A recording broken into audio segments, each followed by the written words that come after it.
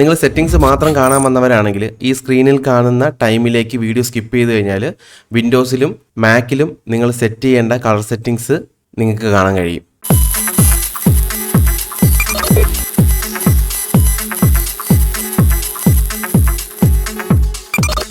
Da Vinci റിസോൾവിൽ മണിക്കൂറുകൾ ഇരുന്ന് നല്ല മനോഹരമായിട്ട് കളർ ഗ്രേഡൊക്കെ ചെയ്യും. പ്രോജക്റ്റ് എക്സ്പോർട്ട് അടിച്ചു കഴിഞ്ഞാലോ ഫോണിലോ ടി വിയിലോ ഇട്ട് കഴിഞ്ഞാൽ നമ്മൾ ഡാവിഞ്ചി റിസോൾവിൽ കണ്ട കളറേ ആയിരിക്കില്ല അതിൽ വരാൻ പോകുന്നത്. പലർക്കും ഇങ്ങനെ ഒരു അനുഭവം ഉണ്ടായിട്ടുണ്ടാവും അല്ലേ?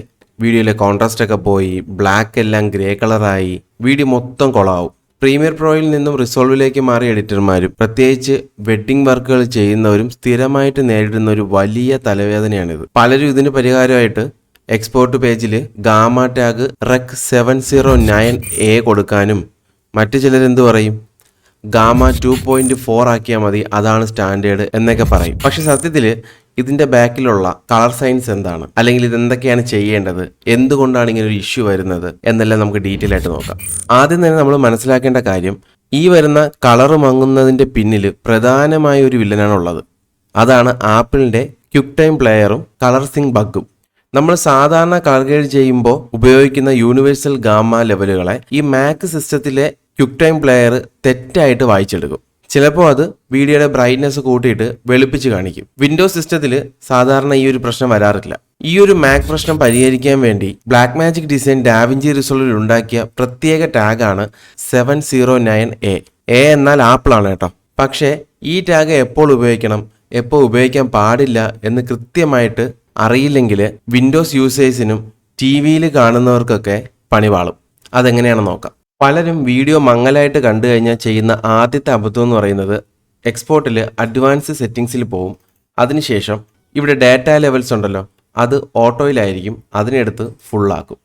ഇങ്ങനെ ചെയ്യാനേ പാടില്ല. നമ്മൾ സാധാരണ ക്യാമറയിൽ ഷൂട്ട് ചെയ്യുന്ന ഫുട്ടേജുകളും നമ്മുടെ ഫോണും ടി വിയും ഒക്കെ വീഡിയോ അല്ലെങ്കിൽ ലിമിറ്റഡ് ലെവലാണ് സപ്പോർട്ട് ചെയ്യുന്നത്. നിങ്ങളിത് ഫുള്ളാക്കി എക്സ്പോർട്ട് ചെയ്താൽ ബ്ലാക്ക് അമിതമായി ക്രഷ് ആവുകയോ കംപ്ലീറ്റ് കളർ ഫ്ലാറ്റ് ആവുകയൊക്കെ ചെയ്യും. അതുകൊണ്ട് ഇത് എപ്പോഴും ഓട്ടോയിൽ തന്നെ വെക്കണം. അപ്പോൾ ഒരു കൺഫ്യൂഷൻ ഉണ്ടാവും. അത് തീർക്കാനായിട്ട് എന്താണ് ലിമിറ്റഡ് അല്ലെങ്കിൽ വീഡിയോ ലെവൽസ് എന്ന് ഞാൻ പറഞ്ഞുതരാം. നമ്മുടെ computer screen, T V, mobile phone എല്ലാം ഒരു ചിത്രം കാണുന്നത് കറുപ്പ്, വെളുപ്പ്, പിന്നെ ഇതിനിടയിലുള്ള ലക്ഷക്കണക്കിന് കളറുകൾ ചേർത്ത് വെച്ചിട്ടാണ്. ഡിജിറ്റൽ സിസ്റ്റത്തിൽ ഈ കളറുകളെ അളക്കാനായിട്ട് 0 മുതൽ 255 വരെയുള്ള നമ്പറുകളാണ് ഉപയോഗിക്കുന്നത്. സിമ്പിളായിട്ട് പറഞ്ഞു കഴിഞ്ഞാൽ 0 എന്നത് പക്ക ഇരുട്ടും 255 എന്ന ലെവല് ഏറ്റവും വെളുപ്പമാണ്. മനസ്സിലായോ? പക്ഷേ നമ്മൾ സാധാരണ ക്യാമറകളിൽ കെനോൺ, സോണി, പാനസോണിക് ഒക്കെ വീഡിയോ ഷൂട്ട് ചെയ്യുമ്പോഴും ആ വീഡിയോ ടി വിയിലോ ഫോണിലോ കാണുമ്പോഴും ഒരു അന്താരാഷ്ട്ര നിലവാരമുണ്ട്. അതായത് ബ്രോഡ്കാസ്റ്റ് സ്റ്റാൻഡേർഡ് എന്ന് പറയും. ആ നിയമപ്രകാരം കളർ റേഞ്ച് അല്പം ചുരുക്കും. അതായത് നമ്മൾ നേരത്തെ 0 മുതൽ 255 വരെയാണ് ലെവലുകൾ എന്ന് പറഞ്ഞു. 0 എന്ന് പറഞ്ഞാൽ ഏറ്റവും കറുപ്പും 255 എന്ന് പറഞ്ഞാൽ ഏറ്റവും വെളുപ്പമാണ്. അപ്പോൾ ഇതിൽ ഈ ഒരു ലിമിറ്റഡ് അല്ലെങ്കിൽ വീഡിയോ ലെവൽസ് എന്ന് പറയുന്നത് പക്ക ബ്ലാക്ക് ആയിട്ട് അത് കാണുന്നത് 16 എന്ന നമ്പറിനെയാണ്. മനസ്സിലായോ? 0 അല്ല 16. അതായത് ലിമിറ്റ് ചെയ്യും. 0 വരെ പോവില്ല, 16നെയാണ് പക്ക ബ്ലാക്ക് ആയിട്ട് കാണുന്നത്. അപ്പോൾ നല്ല പ്യുവർ വൈറ്റ് ആയിട്ട് അത് കാണുന്നത് 235 എന്ന നമ്പറാണ്. മനസ്സിലായോ? അതായത് 255 വരെ പോയിട്ടില്ല, അതിൻ്റെ താഴെയായിട്ടാണ് അതിനെ പ്യുവർ വൈറ്റ് ആയിട്ട് കാണുന്നത്. ഇതുകൊണ്ടാണ് പറയുന്നത് എപ്പോഴും ഡാറ്റ ലെവൽ ഓട്ടോ എന്ന് തന്നെ വെക്കണം. അപ്പോൾ ഡാവിഞ്ചി റിസോൾവ് വളരെ ബുദ്ധിപരമായിട്ട് ആ വീഡിയോ ഫയലുകൾ എല്ലാ ഫോണിലും ടി വിയിലും ഒക്കെ കറക്റ്റ് കളറായി കാണിക്കാൻ പാകത്തിന് ലിമിറ്റഡ് വീഡിയോ ലെവൽസിലോട്ട് കൃത്യമായിട്ട് ലോക്ക് ചെയ്ത് തന്നെ എക്സ്പോർട്ട് ചെയ്ത് തരും. മനസ്സിലായോ? അപ്പോൾ ഇനി നമുക്ക് വിൻഡോസിൻ്റെയും മാക്കിൻ്റെയും സെറ്റിങ്സ് ഒന്ന് പരിചയപ്പെടാം അല്ലേ? ഇവിടെ സെറ്റിങ്സ് ഓപ്പൺ ചെയ്ത് കഴിഞ്ഞാൽ ഇവിടെ കളർ മാനേജ്മെൻറ്റ് കാണും. അതിൽ വന്നു കഴിഞ്ഞാൽ കളർ സ്പേസ് ആൻഡ് ട്രാൻസ്ഫോംസിൽ നമ്മൾ കളർ സ്പേസ് ഡാവിഞ്ചി YRGB ആണ് കൊടുത്തിരിക്കുന്നത്. അതവിടെ കിടക്കട്ടെ. അതിന് തൊട്ട് താഴെയായിട്ട് use separate colour space and gamma എന്നുള്ളതൊന്ന് ടിക്ക് ചെയ്യാം. ടിക്ക് ചെയ്തിട്ട് നിങ്ങൾ ടൈം ലൈൻ കളർ സ്പേസിൽ rec.709 കൊടുത്തിട്ടുണ്ട്. അതവിടെ കിടക്കട്ടെ. ഗാമയുടെ ഭാഗത്ത് ഈ രണ്ടാമത് വരുന്നത് ഗാമയാണ്. ഗാമ നമ്മൾ 2.4 കൊടുക്കുക. ഓക്കെ, ഇത് വിൻഡോസിലെ ആൾക്കാർക്ക് വേണ്ടിയാണ് പറയുന്നത് കേട്ടോ. ഔട്ട്പുട്ട് കളർ സ്പേസ് നമ്മൾ ഇതേ സെയിം തന്നെയാണ്. ഗാമയുടെ ഭാഗത്ത് വന്നിട്ട് നമ്മൾ എന്ത് ചെയ്യണം? ഇതേപോലെ തന്നെ ഗാമ എത്ര കൊടുക്കണം? 2.4. ഇത് കൊടുത്തിട്ട് ഓക്കെ കൊടുക്കുക. ഇനി അതിനുശേഷം നമ്മൾ എക്സ്പോർട്ട് ചെയ്യുമ്പോൾ നിങ്ങൾ വിൻഡോസ് സിസ്റ്റമാണ് ഉപയോഗിക്കുന്നതെന്നുണ്ടെങ്കിൽ സിമ്പിളായിട്ട് ചെയ്യാൻ പറ്റുന്നത് എക്സ്പോർട്ടിൽ പോയിട്ട് ഇവിടെ അഡ്വാൻസ്ഡ് സെറ്റിങ്സിൽ ഡാറ്റ ലെവൽ ഓട്ടോ തന്നെ ഇട്ടേക്കുക.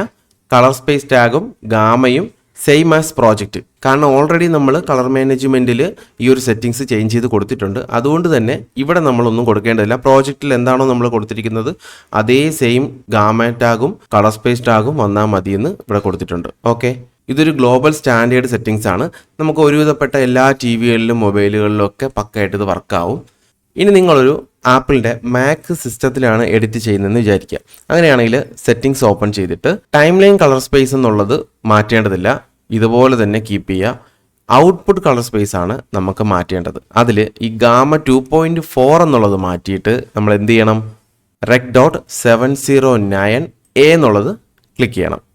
നമ്മൾ ഓൾറെഡി പറഞ്ഞു കഴിഞ്ഞു ഈ എ എന്ന് ഉദ്ദേശിക്കുന്നത് ആപ്പിളിനെയാണ്. അപ്പോൾ ആപ്പിളിനുണ്ടാവുന്ന ആ ഒരു ബഗ് ഒഴിവാക്കാനാണ് ഡാവിഞ്ചി റിസോൾവ് ഇങ്ങനൊരു സംഭവം ഇതിനകത്ത് ഇൻക്ലൂഡ് ചെയ്തിട്ടുള്ളത് കേട്ടോ. അപ്പോൾ ഔട്ട്പുട്ട് കളർ സ്പേസിൽ നമ്മൾ എന്ത് കൊടുക്കണം, ഗാമയുടെ ഭാഗത്ത് rec.709 എന്നുള്ളത് കൊടുക്കണം. ഇത്രയും കൊടുത്തിട്ട് നിങ്ങൾ എന്ത് ചെയ്യണം, സേവ് കൊടുക്കുക.